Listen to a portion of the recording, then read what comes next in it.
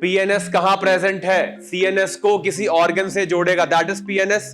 तो हमने क्या बोला, इसमें सारे नर्व फाइबर, नर्व बंडल, इसके नेटवर्क सब आ जाते हैं जो सीएनएस को विसरा से कनेक्ट कर रहा है। मतलब अगर सीएनएस को किसी भी चीज से कनेक्ट कर रहा है तो वो पार्ट किसका होगा? पीएनएस का ही पार्ट होगा, ठीक है।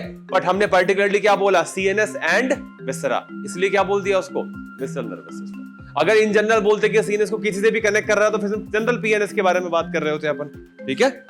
अब कुछ टर्म है जो हमें अभी सीखनी है, जो हमने यहां पे लिखी है। देखो, न्यूरॉन और नर्व के बारे में तो अभी हम बात कर लेंगे कि न्यूरॉन का स्ट्रक्चर आज अपन देखेंगे, पर उससे पहले जो जनरल टर्म है वो देख लेते हैं। देखो, न्यूरॉन ऐसे समझो कि एक धागे जैसा स्ट्रक्चर है, छोटा सा वायर है, छोटा धागे जैसा स्ट्रक्चर है। सिंगल सेल अगर है तो वो न्यूरॉन है। अगर न्यूरॉन, बहुत सारे न्यूरॉन को जोड़ के आपने लंबी रस्सी के जैसा, या इलेक्ट्रिसिटी वायर होता है वैसा स्ट्रक्चर बना दिया तो ये हो गया पूरा नर्व, ठीक है। अब जब न्यूरॉन का भी डिटेल स्ट्रक्चर देखेंगे तो उसमें हम 3 पार्ट देखेंगे।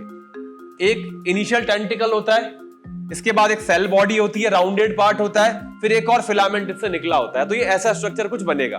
तो ये जो सेल बॉडी वाला पार्ट है ना, न्यूरॉन की सेल बॉडी वाला पार्ट, इसके अंदर न्यूक्लियस प्रेजेंट होता है, ठीक है।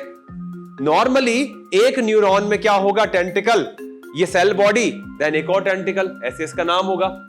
अब क्या होता है कि अगर ये न्यूरॉन की सेल बॉडी है, मान लो 10 न्यूरॉन है, मेरे को 10 न्यूरॉन दो ये वाले, तो ऐसे समझ लो ये टिप वाला पार्ट अलग है, पीछे कैप वाला पार्ट अलग है। ये जो इसका कैप वाला पार्ट है ये सेल बॉडी वाले पार्ट की हम बात कर रहे हैं इस तरीके से, ठीक है।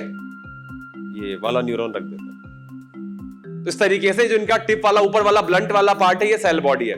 अगर मैंने इनको अलग अलग पकड़ रखा है तो अभी सभी अलग अलग है। पर अगर मैं इनको इस तरीके से पकड़ लूं कि इनकी जो सेल बॉडी है उनको मैंने एक साथ कलेक्ट कर लिया और बाकी इनके जो रिमेनिंग पार्ट है वो अभी भी फ्री है, तो क्या ये सेल बॉडी एक साथ यहां पे कलेक्ट हो गई एक जगह और इनके न्यूरॉन अभी भी, जो टेंटिकल है वो अभी भी फ्री है। तो ये जो इनकी सेल बॉडी का एक कलेक्शन, एक बंच बन जाएगा। आगे के न्यूरॉन बिल्कुल फ्री है, कोई दिक्कत नहीं है, ये पूरे फ्यूज नहीं हो गए। ये अगर पूरे फ्यूज हो जाते तो ये बन जाते नर्व फाइबर, ये बन जाता नर्व फाइबर।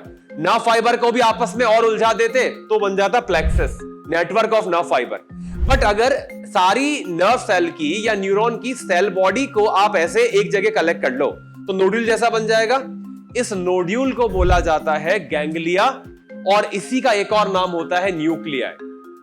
अगर सेंट्रल नर्वस सिस्टम में ऐसा नोड्यूल प्रेजेंट है तो उसे बोल देंगे न्यूक्लियाई। अगर पेरिफेरल नर्वस सिस्टम में ऐसा नोड्यूल प्रेजेंट है तो उसे क्या बोल देंगे? गैंग्लिया।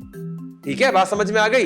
अभी हम न्यूरॉन का स्ट्रक्चर देखेंगे तो और अपने को क्लियर होगा, पर एक बार अपन जो टर्म लिखी थी वो टर्म समझ में आई कि गैंग्लिया क्या है। आप कई सारे न्यूरॉन के सेल बॉडी को आपस में पकड़ लो, उनके फाइबर आपस में फ्री रहे, कोई प्रॉब्लम नहीं है, तो उसे बोल देंगे न्यूक्लियाई या गैंग्लिया। अगर सीएनएस में मिलेगा ऐसा तो न्यूक्लियाई, अगर पीएनएस में मिलेगा ऐसा तो गैंग्लिया। चीज दोनों एक ही है। अब ऐसे न्यूरॉन को पूरा जोड़ के धागा बना दिया, नर्व से नर्व, और नर्व को भी जोड़ के जाले जैसा बना दिया तो प्लेक्सस, इस तरीके से।